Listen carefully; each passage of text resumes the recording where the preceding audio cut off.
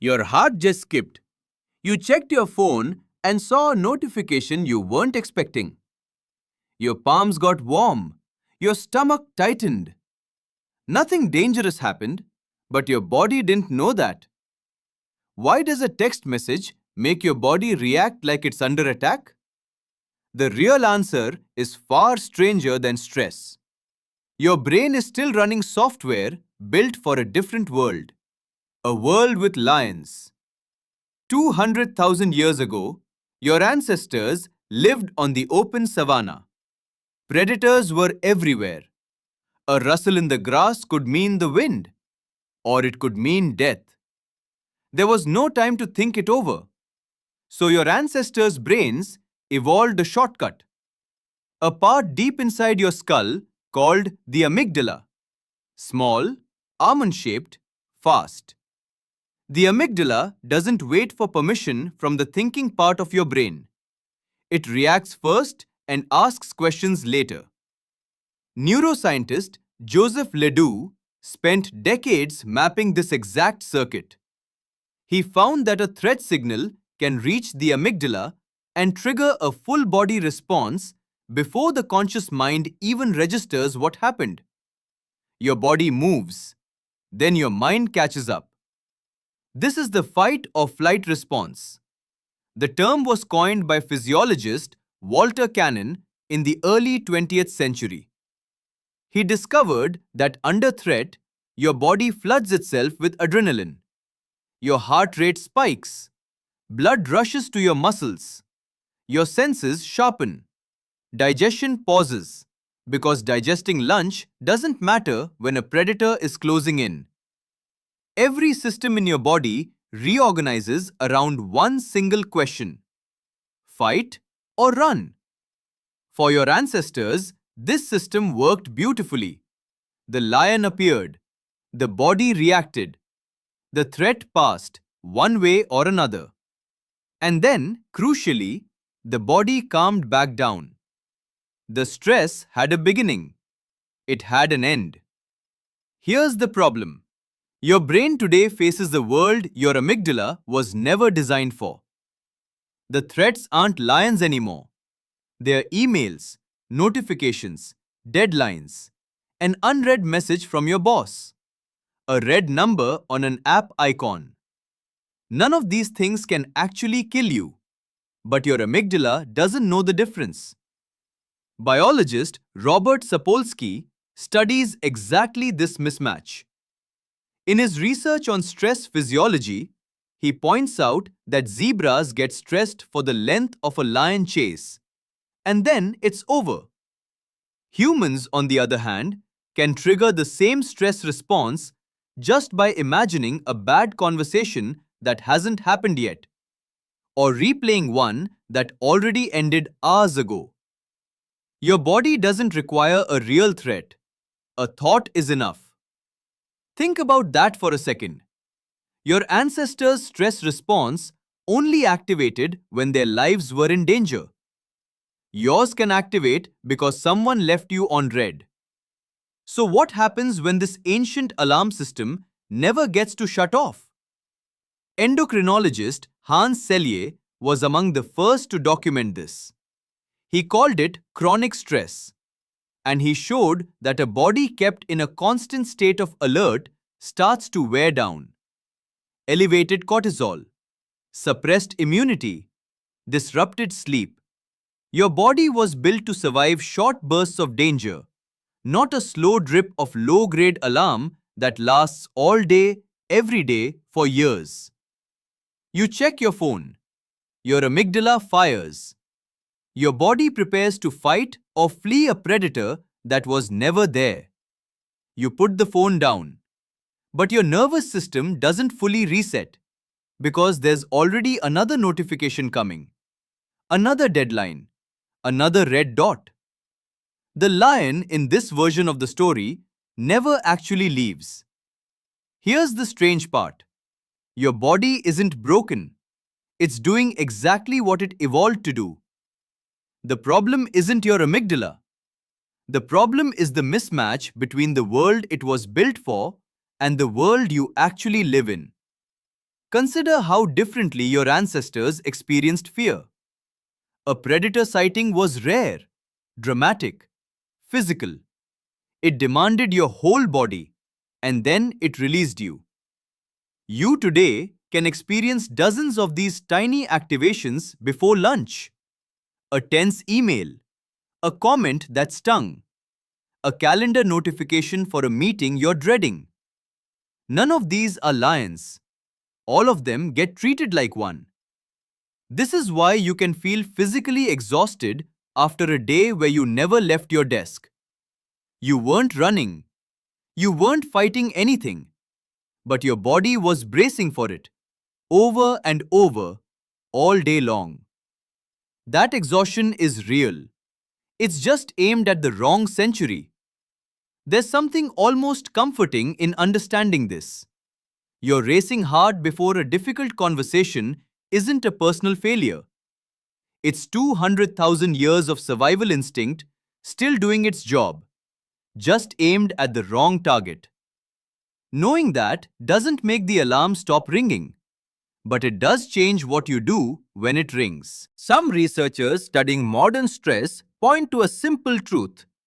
Your body needs what your ancestors had, a real endpoint, a moment where the nervous system is allowed to fully come down. Not distraction, not another scroll through another feed, an actual close, so the body can register that the danger, whatever it was, has passed. Because right now, most modern stress never gets that ending. The notification gets dismissed, but the alert stays lit somewhere underneath. You move on to the next task, carrying yesterday's unfinished alarm bells with you.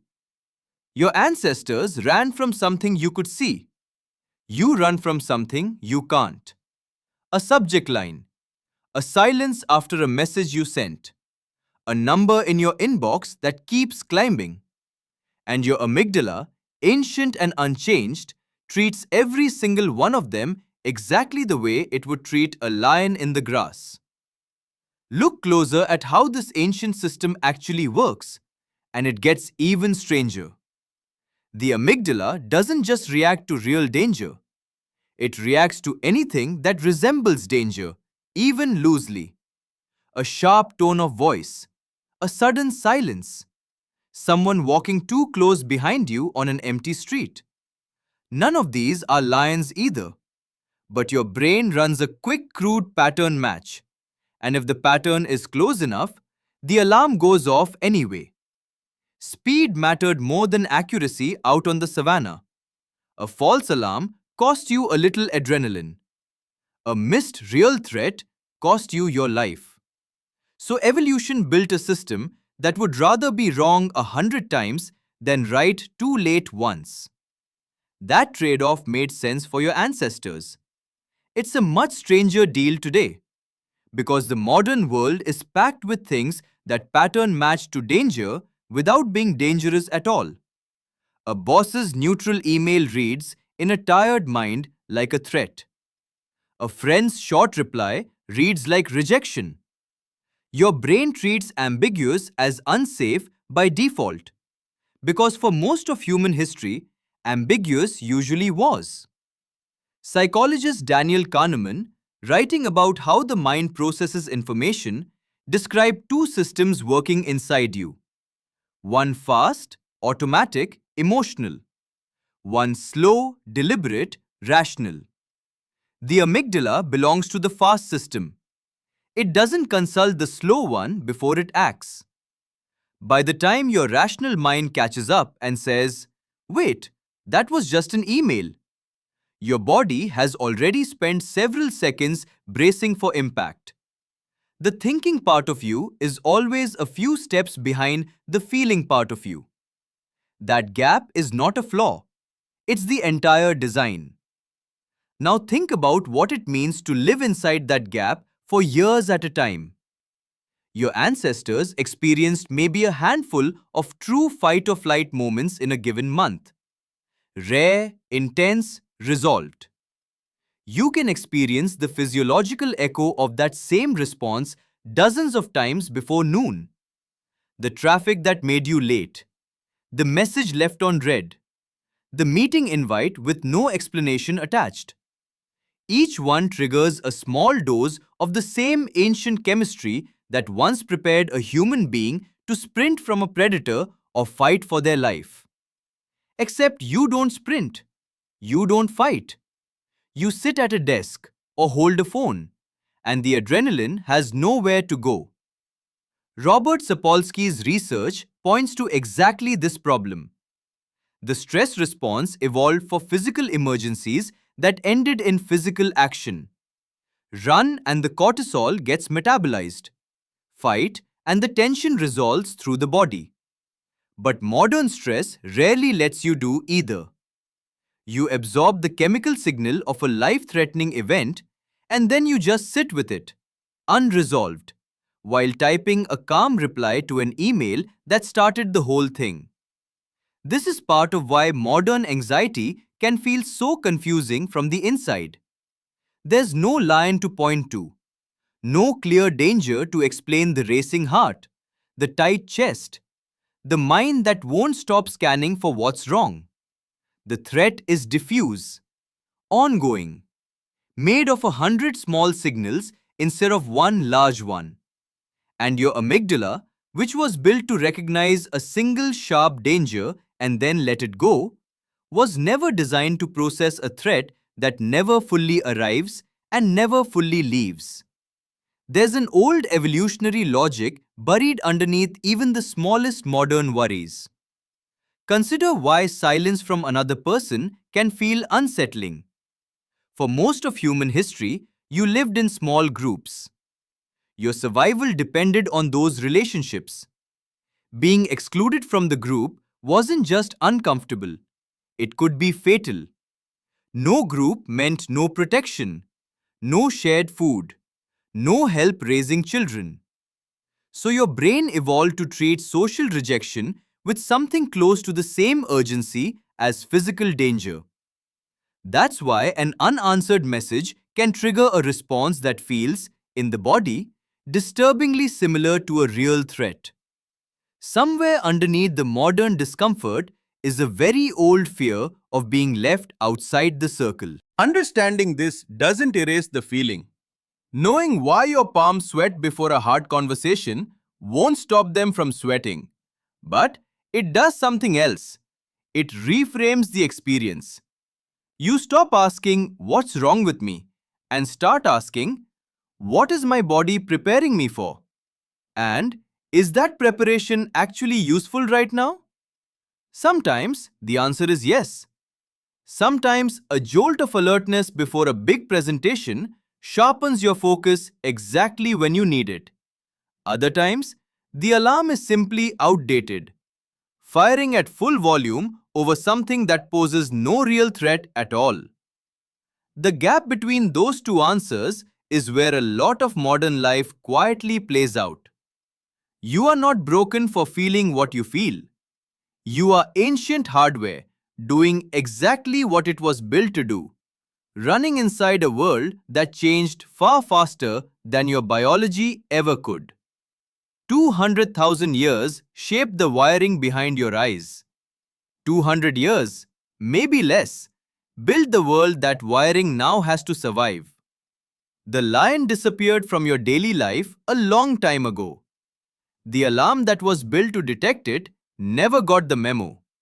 So the next time your heart jumps at a buzz in your pocket, remember what's actually happening underneath. You're not overreacting. You're not weak. You are standing in a modern room, wearing modern clothes, holding a glowing rectangle of glass and metal. But somewhere behind your eyes, a very old part of you just heard something move in the grass. And it's still waiting to find out if it's safe to breathe.